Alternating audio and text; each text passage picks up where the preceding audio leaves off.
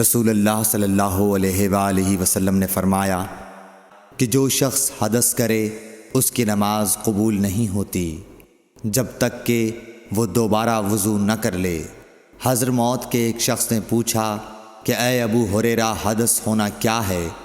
آپ نے فرمایا پخانے کے مقام سے نکلنے والی آواز والی یا بے آواز والی ہوا۔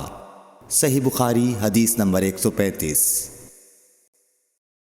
رسول اللہ صلی اللہ علیہ وآلہ وسلم نے فرمایا کہ میری امت کے لوگ وضو کے نشانات کی وجہ سے قیامت کے دن سفید پیشانی اور سفید ہاتھ پاؤں والوں کی شکل میں بلائے جائیں گے، تو تم میں سے جو کوئی اپنی چمک بڑھانا چاہتا ہے تو وہ بڑھا لے، یعنی وضو اچھی طرح کر لے۔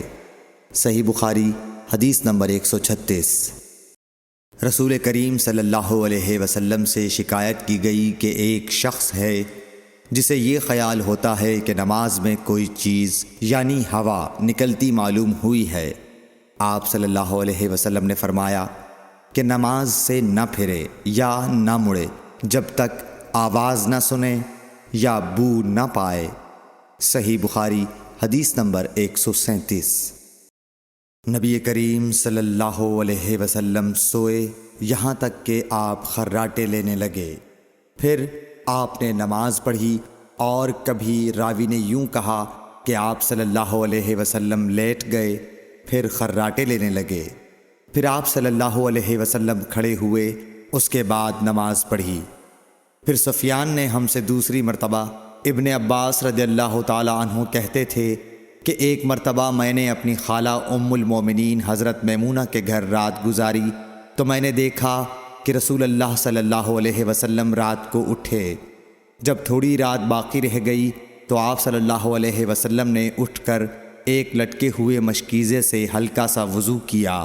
عمرو اس کا ہلکا پن اور معمولی ہونا بیان کرتے تھے، اور آپ کھڑے ہو کر نماز پڑھنے لگے تو میں نے بھی اسی طرح وضو کیا جس طرح آپ صلی اللہ علیہ وسلم نے کیا تھا، پھر آ کر آپ کے بائیں طرف کھڑا ہو گیا۔ اور کبھی سفیان نے ان یسارہ کے بجائے ان شمالہ کا لفظ کہا، مطلب دونوں کا ایک ہی ہے۔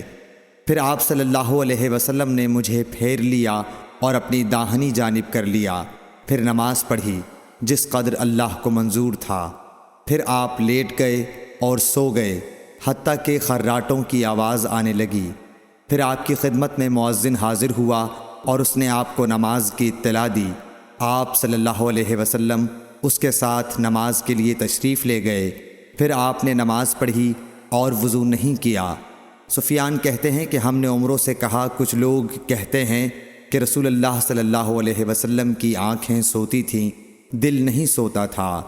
عمروں نے کہا میں نے عبید بن عمیر سے سنا، وہ کہتے تھے کہ انبیاء علیہ السلام کے خواب بھی وہی ہوتے ہیں۔ پھر قرآن کی یہ آیت پڑھی، میں خواب میں دیکھتا ہوں کہ میں تجھے ذبح کر رہا ہوں۔ صحیح بخاری حدیث نمبر 138۔ رسول اللہ صلی اللہ علیہ وسلم میدان عرفات سے واپس ہوئے۔ جب گھاٹی میں پہنچے تو آپ اتر گئے۔ آپ نے پہلے پیشاب کیا، پھر وضو کیا اور خوب اچھی طرح نہیں کیا۔ تب میں نے کہا یا رسول اللہ، نماز کا وقت آ گیا۔ آپ صلی اللہ علیہ وسلم نے فرمایا نماز آگے ہے، یعنی مزدلفہ چل کر پڑھیں گے۔ جب مزدلفہ میں پہنچے تو آپ نے خوب اچھی طرح وضو کیا، پھر جماعت کھڑی کی گئی۔ آپ صلی اللہ علیہ وسلم نے مغرب کی نماز پڑھی، پھر ہر شخص نے اپنے اونٹ کو اپنی جگہ بٹھایا، پھر عشاء کی جماعت کھڑی کی گئی اور آپ نے نماز پڑھی، اور ان دونوں نمازوں کے درمیان کوئی نماز نہیں پڑھی۔ صحیح بخاری حدیث نمبر 139۔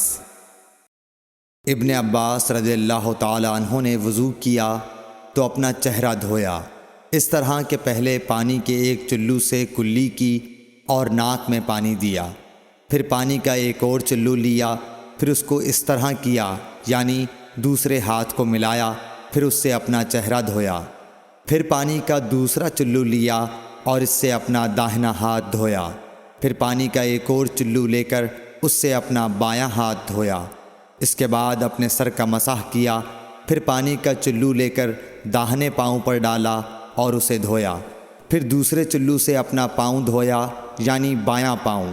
اس کے بعد کہا کہ میں نے رسول اللہ صلی اللہ علیہ وسلم کو اسی طرح وضو کرتے ہوئے دیکھا ہے۔ صحیح بخاری حدیث نمبر 140۔